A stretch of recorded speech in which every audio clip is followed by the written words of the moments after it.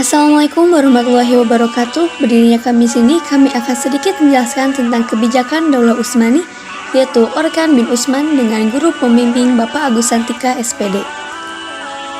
Yang disusun oleh Fitri Lestari, Rani Nur Aini, Rahmalani, Lailani Aprilia, Tiara Farhani, Muhammad Deva Fadlan, Sesep Hermawan, dan Rendra Ahsan Kamil.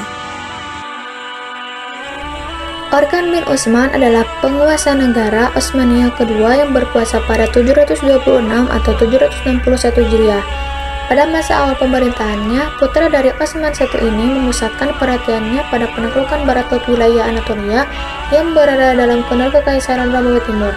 Orkan berhasil memenangkan beberapa pertempuran yang terjadi antara pihaknya dan Romawi, juga mengambil alih kepemimpinan beberapa kota. Hal ini masih ditambah dengan perang saudara di dalam. Setelah wafatnya Utsman, putranya yang bernama Orkan segera memangku kekuasaan. Dia melakukan kebijakan sebagaimana yang dilakukan ayahnya dalam administrasi negara dan penaklukan negeri. Pada tahun 727 Hijriah atau 1327 Masehi, Nikomedia jatuh ke tangannya. Dia adalah sebuah kota yang berada di barat laut Asia Kecil, dekat kota Konstantinopel. Kota itu kini dikenal dengan sebutan Ajmit. Di tempat inilah Orkan mendirikan sebuah universitas untuk pertama kalinya. Dia menyerahkan urusan administrasi kepada Daud al-Qaisari, salah seorang ulama Utsmani yang pernah belajar di Mesir. Orkan sangat memperhatikan struktur tentara sesuai dengan masanya dan menjadikannya sebagai tentara. Adapun beberapa faktor kebijakan Sultan Orhan dalam bidang militer adalah sebagai berikut. A. Faktor politik menjadi tujuan utama Sultan Orhan dalam kebijakannya, terutama dalam pembentukan pasukan Janissary. Pasukan barunya menjadi kekuatan besar serta mempunyai peran penting dalam menciptakan stabilitas negara, melawan kekuatan Bizantium, memperkuat kesatuan militer pemerintahan, dan dapat melebarkan kekuasaannya ke wilayah Bizantium. Dengan demikian, dinasti Turki Utsmani. B. Faktor agama menjadi salah satu alasan Sultan Orkan memfokuskan perhatiannya dalam pembentukan pasukan baru yang mempunyai kekuatan dan kedisiplinan tinggi. Tujuannya, dengan kekuatan pasukan tersebut akan semakin mudah agama Islam tersebar ke penjuru dunia, khususnya wilayah Eropa kala itu. Sultan Orkan beserta saudaranya Alauddin sepakat bahwa salah satu alasan pembentukan pasukan Janissary ialah untuk melanjutkan jihad di jalan Allah Subhanahu wa Ta'ala.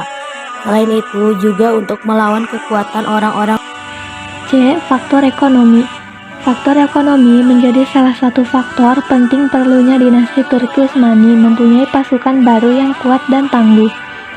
Hal itu dikarenakan barang rampasan dari kemenangan-kemenangan di medan perang menjadi salah satu pemasukan negara yang sangat besar bagi dinasti Turki Utsmani. Adapun pengaruh kebijakan militer Sultan Orkan sebagai berikut. A. Terhadap pemerintahan. Dengan diterapkannya kebijakan militer oleh Sultan Orkan menjadikan dinasti Turki Utsmani memiliki pasukan militer yang kuat dan terorganisir. Terciptanya stabilitas dalam pemerintahan, dapat menaklukkan kota penting di Eropa, Bizantium, dan bertambahnya luas wilayah kekuasaan. Sejumlah harapan baru bagi perkembangan dan kemajuan agama Islam.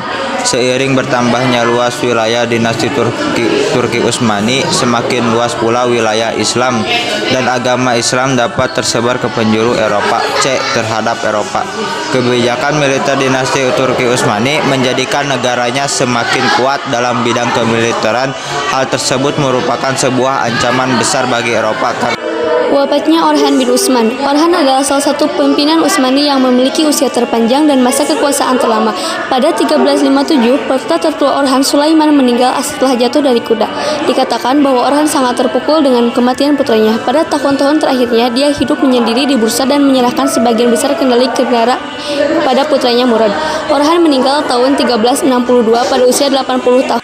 Mungkin cukup sekian dari kami. Wassalamualaikum warahmatullahi wabarakatuh.